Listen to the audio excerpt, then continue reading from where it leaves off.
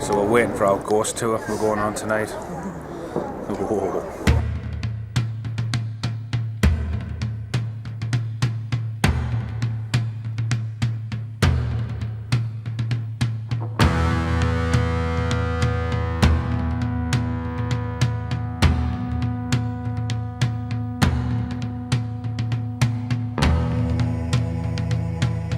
Folks, it's darker than you think. We have come from the outside, it's still light outside as well.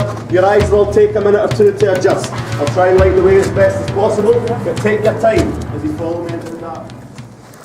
South Bridge is thought to be cursed, and that curse goes way back to when it was originally built. People have been scared of this curse. None more so than the local police force, the city guard. Back then, a couple of hundred years ago when it was first built, the city guard wouldn't follow criminals into South Bridge. You could come here and literally get away with murder.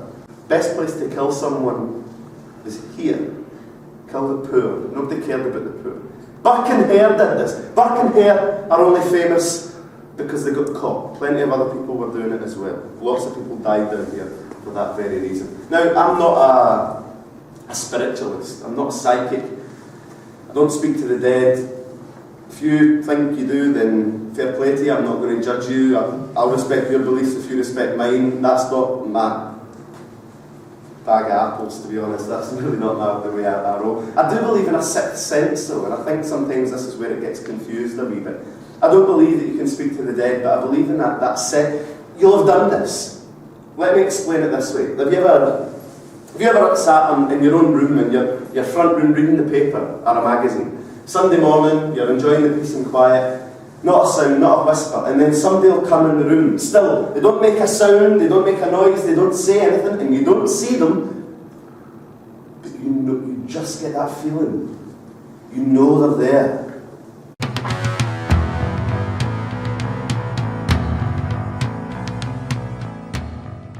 So, with roughly 475 headstones, it's worth bearing in mind that this graveyard has more to it than would first meet the eye. There are more bodies than headstones in the graveyard. There are headstones with more than one name, for example.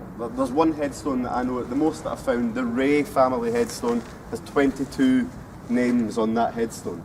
475 headstones, more bodies, and 9 illegal plague dumping grounds as well, and the 9th of which was only discovered about 16, 17 years ago, so quite new to us. We didn't even know it was there until recent times. A lot more bodies than headstones. 475 headstones, how many bodies would you say? At least 1,000? Yeah. Yes, at least 1,000. A little bit higher though. 18,000? Higher. 4,500. 4,500. Higher than 18,000, so you've gone 45,000. No, it's high. I'll tell you. We'll get by this guessing game. You're the closest, though. You're not far off.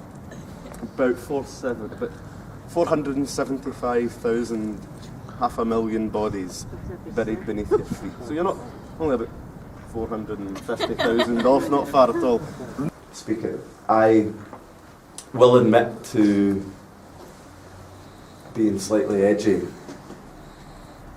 about this place. I'm not comfortable here. I never have, in all my time here, in 8 years coming into this graveyard, there's never been a moment when I've wandered into the Covenanters prison on my own. I'll only come in with groups. And I didn't always believe in ghosts either. It's not like I've always been this big believer in the supernatural. I didn't start believing in ghosts till about 5 years ago. Then I noticed there's 2 girls in the very back corner up there. 2 girls that haven't moved, and one of them's kind of waving me over a wee bit. And as I went over, I could see her wee friend wasn't feeling too well. I think she was asthmatic. I always say this, and I'm never sure whether she was asthmatic or whether she just suffered from panic attacks or something. But she seemed to be struggling for breath. Now, I'm not going to take any risks. I'm not medically trained or anything, folks. So I'm straight on the phone, 999 emergency services. You don't mess around, you know. And I get through and they ask, which service do you require? And as I was about to speak to the woman, the young girl who wasn't feeling well, she passed out, she fainted, and she slid down the wall. And there's a lassie out here running by, and she looks in and shouts, "She's being attacked!" Hello? The woman in the emergency services now thinks that I've attacked the girl. I'm in a graveyard with 2 young girls and one of them's not feeling too well. She thinks it's gone too far and I'm not telling her the whole story. So she sends the police. The police come and won't let anybody leave. They want to talk to everybody. They want to know who attacked the girl. And I'm at this point going, look, I'm thinking whether I should tell them it was a ghost and try and get my face in the evening news, you know. Nobody attacked the girl. And I'll tell that to you just now. I'll look every one of you in the eye. No person in my group that night attacked that girl. Not a chance. It's not that dark in here. You would know if somebody was attacking somebody. You'd be able to do something about it. No way. And I went back and forward a wee bit. And when the policeman realised that I was relatively sane and normal, we went to the ambulance where the girl was sat up. And what I saw next, I mean, you're going to go away and you're absolutely entitled to believe whatever you want to believe. And in the nicest possible way, I don't care. You go away believing whatever you believe. I know what I saw that evening. The girl was okay. She sat up. She pulled the collar of her little shirt down. And around her neck, there was a bruise on her throat, like something had been choking the very life.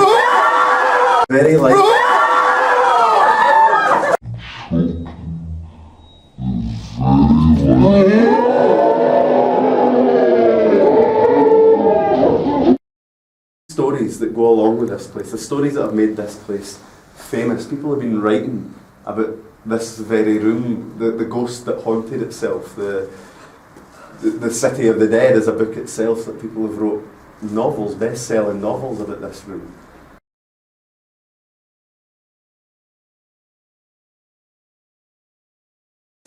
The dude on the tour said about people and fucking scratches. I've got a scratch on my neck.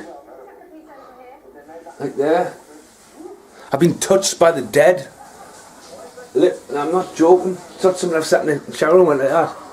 I'm physically in pain.